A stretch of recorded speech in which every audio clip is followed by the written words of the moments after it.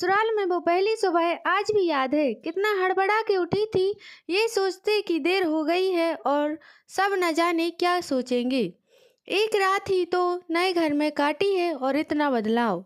जैसे आकाश में उड़ती चिड़िया को किसी ने सोने के मोतियों का लालच देकर पिंजरे में बंद कर दिया हो। शुरू के कुछ दिन तो यूं ही गुजर गए। हम घूमने बाहर चले गए। जब वापस गए तो सासू माँ की आंखों में खुशी तो थी, लेकिन बस अपने बेटे के लिए ही दिखी मुझे।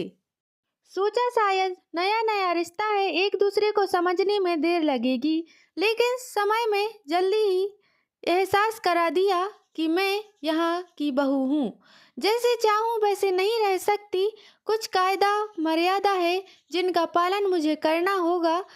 धीरे धीरे बात करना, धीरे धीरे हंसना, सबके खाने के बाद खाना, ये सब आदतें जैसे अपने आप ही आ गईं। घर में माँ से भी कभी कभी ही बात होती थी। धीरे धीरे पीहर की याद सताने लगी। ससुराल में पूछा तो कहा गया अभी नहीं, कुछ दिन बाद।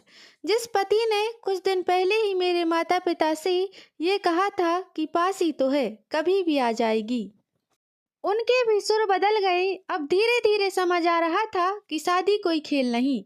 इसमें सिर्फ घर नहीं बदलता, बल्कि आपका पूरा जीवन ही बदल जाता है। आप कभी भी उठ के अपने पीहर नहीं जा सकते।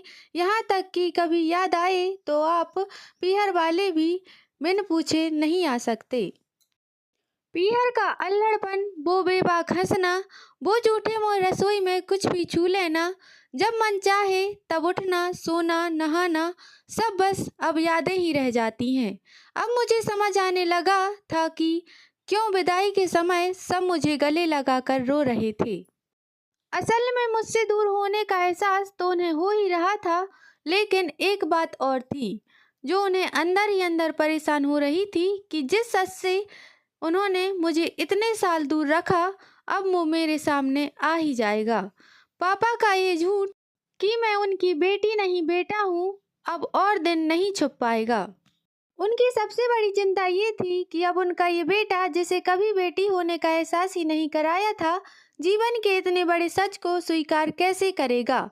माँ को चिंता थी कि उनकी बेटी ने एक गिलास पानी का नहीं उठाया तो इतने बड़े परिवार की जिम्मेदारी कैसे उठाएगी।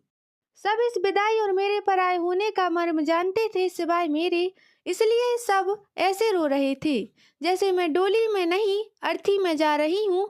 आज मुझे समझ आया कि उनका रोना गलत नहीं था, हमारे समाज का ही ये नियम है। एक बार बेटी की डोली में विदा हुई तो फिर वो बस मेहमान ही होती है घर की।